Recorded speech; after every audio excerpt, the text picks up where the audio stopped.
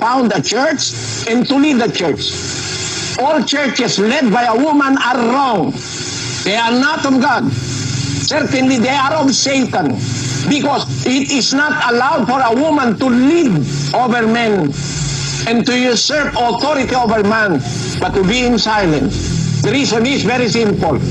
For Adam was first formed, then Eve. And Adam was not deceived, but the woman being deceived was in the transgression. That's why the prophecy of the prophet Isaiah will sweepingly deny the truth of every church founded by women. 3:12 of the book of Isaiah, it reads, As for my people, children are their oppressors, and women rule over them. O my people, they which lead thee cause thee to err, and destroy the way of thy paths. My people, they which lead thee, if they are the women, cause thee to err and destroy the way of thy paths.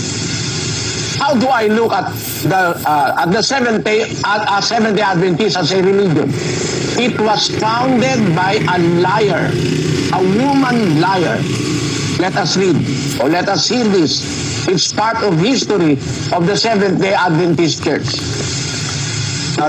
Ellen White just could not accept the fact that Christ did not return in 1843 or 1844. She could not admit her mistake. Interestingly enough, William Miller did. Instead, she claimed she had a vision from God, the first of many. I have seen that the 1843 chart was directed by the hand of the Lord, and that it should not be altered, that the figures were as He wanted them, that His hand was over and hid a mistake in some of the figures.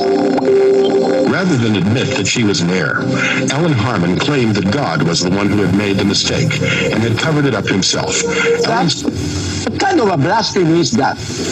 And if you are going to admit that you are the founder of the Seventh-day Adventist Church, you are cursed. Imagine passing your mistake to God. You are a false prophet prophesying that the end of the world will come in 1843. When it did not happen, she passed the error to God. Imagine that. It is written in the early writings of Ellen G. White, page 74. She said, I have seen that the 1843 church was directed by the hand of the Lord, and that it should not be altered, that the figures were as He wanted them, that His hand was over and hid a mistake in some of the figures, so that none could see it until His hand was removed. You see that?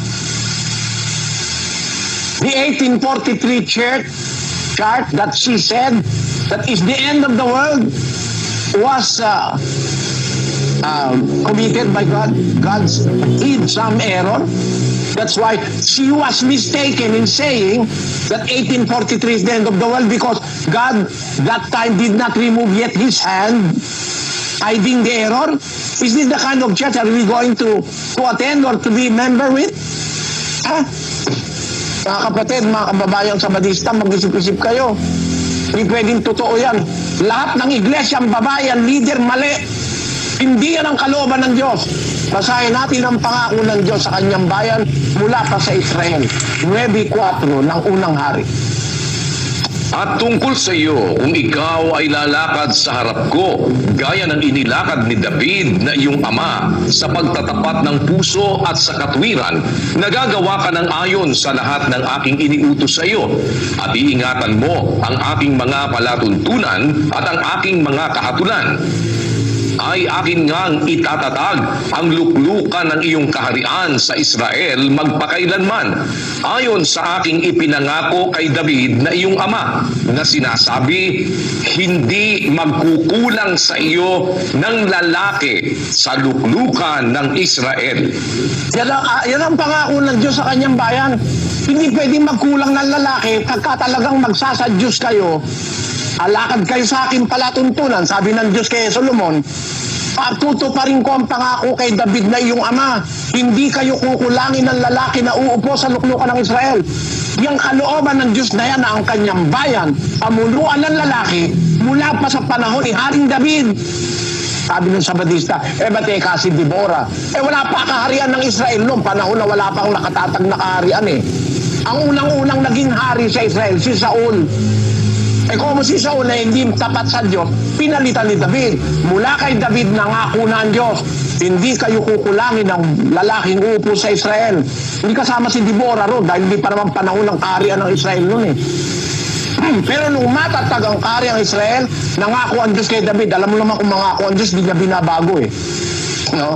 Kaya pagdating ni Kristo, nang mamili siya ng leader sa iglesyang totoo, ang nilagay niya mga apostol. Walang apostola. No? Obispo, walang bispa, obispa. Ayan. Yeah, reflected yung kalooban ng Diyos hanggang sa iglesia ng unang siglo. At pagkatapos ngayon, magtatayo ka ng iglesia, babae ka. Lakas naman ng loob mo. Tapos nung magkamali ka, papasa mo sa Diyos. Oh? Ano ngayon sasabihin mo sa akin na yung itinuro ni Ellen G. White ay totoo? Ito, turo ni Ellen G. White, ha? Pag ikaw daw ay sumamba ng linggo, tatatakan ka raw ng Antikristo, yung tanda ng hayop. Ito, nasa kanilang aklat eh. Basahin natin yung Seventh-day Adventist Belief. Page 167 of the Biblical Exposition of 27 Fundamental Doctrines of the Seventh-day Adventist Church. Brother Daniel, por favor. Choosing to worship and honor Sunday in the full knowledge that it is not God's appointed day of worship will receive the mark of the beast. Ang sabi ni Ellen G. White, choosing to worship and honor Sunday in full knowledge that it is not God's appointed day of worship will receive the mark of the beast. For so long a time, yan ang aral ninyo. Pag sumamba ng linggo, lalagyan ka, tatatakan ka ng Antikristo at saka ng mark of the beast. Eh ngayon, discovery ko ba naman sumasamba na rin pala sila ng linggo. Pakita natin itong nandito sa Brazil. Doon po sa Minas Gerais ng Brazil, nakakita ako ng templo ng Sabadista. Ito po, Seventh-day Adventist Temple at Poços de Caldas, Minas Gerais, Brazil. Ano nakalagay dito? Lagay mo. Ayan o, Novo Tempo, Horarios de Culto, mga araw, oras ng pagsamba, time of worship, Sabado, alas 9 ng umaga. No? Kulto Joven o pagsamba ng kabataan, 17 oras o alas 5 ng hapon. Domingo, 19:30 oras. Ibig sabihin, alas 7:30 ng linggo. May pagsamba. Kung di ba naman kayo walang hiya itong mga taong ito?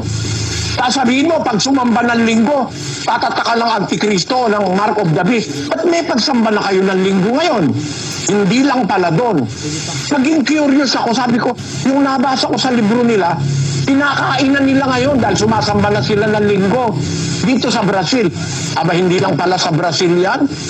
Ano? Pati pala sa Haiti, meron noon. Ay, sa Honduras. Ito, Templo Adventista del Séptimo Día in Santa Cruz de Santa Cruz de Johua, Honduras.